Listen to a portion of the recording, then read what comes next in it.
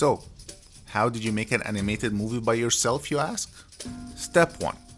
You gotta invest time in learning a 3D application. Step 2.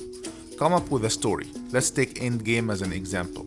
I purposely kept it simple. Only 2 main characters plus 2 other minor characters and 3 locations.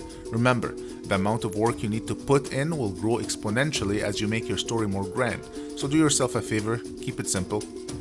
Step 3. Plan, and then plan some more. Don't leave anything to chance. Make a list of tasks and subtasks and sub-subtasks. Step 4. Storyboard. It'll help you focus your vision. I don't draw, except maybe stick figures, and that's why I also use Blender to create my storyboards. This helps me in a couple of ways. 1. I get to build my world as I create the storyboard, and 2. It helps determine the visual style I'm going for. More on that later. Step 5.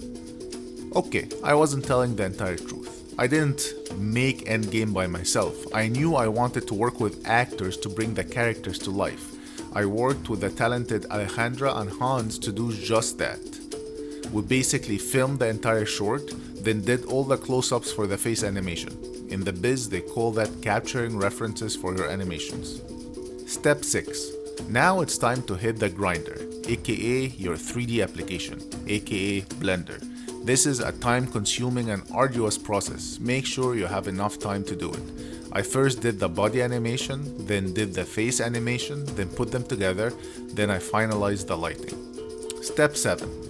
When I was happy, I almost said happy with the results. I should say when I ran out of time, I had to move from the animation phase to the render phase. That's the phase where your 3D application renders your 3D scenes into a sequence of image files. I only have one computer, so it takes a long time to render. 11,000 frames? It's a lot of render time. About 1 week of continuous rendering. Step 8. It's time to work on the editing and final look of the movie. You see, as I progressed through the film, I knew that giving Endgame a super realistic look wasn't going to be the right strategy. Towards the end, I knew I needed to get my look from this to this.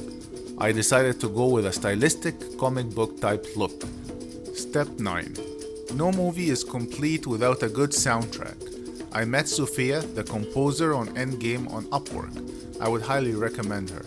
Although I'm in Canada and she's in Mexico, we were able to collaborate on a soundtrack we were both happy with. And that, ladies and gentlemen, is how I went about making Endgame. Simple, eh?